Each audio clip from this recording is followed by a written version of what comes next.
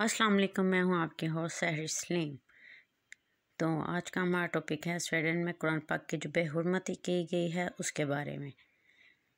تو نہایت ہی یہ افسوس کا مقام ہے ہمارے مسلمانوں کے لیے کہ وہاں پر ایسے حالات چل رہے ہیں، اس طرح جو ہے وہ قرآن پاک کو جلایا جا رہا ہے۔ مسلمان جو تھے وہ اپنی نماز ادا کر رہے تھے مسجد میں، اور یہ باہر اس یزید انسان نے اس طرح کی حرکت کی ہے، لیکن اس کے خلاف جو ہے مقدمات نہیں اٹھائے جا رہے، اس کے خلاف جو کارروائیاں نہیں اتنی کی جا رہی ہیں۔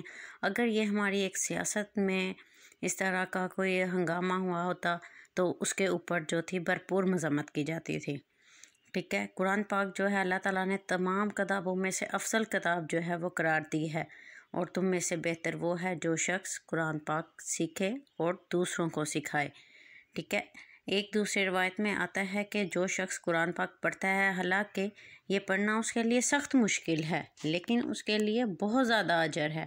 جو انسان جس کی زبان جو ہے وہ ٹھیک نہیں پڑھ سکتی، جو نہیں اس کو اچھی طرح سے پڑھ سکتا، اگر پھر بھی وہ قرآن پاک پڑھ رہا ہے، اس کے الفاظ کو ادا کر رہا ہے، تو اس کے لیے بہت زیادہ اجر ہے، ٹھیک ہے۔ تو لیکن جو ہے عید کا موقع تھا، عید کے موقع پر اس طرح سے سنت ابراہیمی ادا کی جا رہی تھی، لیکن یہ جو کام کیا گیا یہ ناقابل جو ہے برداشت ہے، دل چھلنی ہو گیا، روح کانپ اٹھی۔ لیکن جس نے یہ حرکت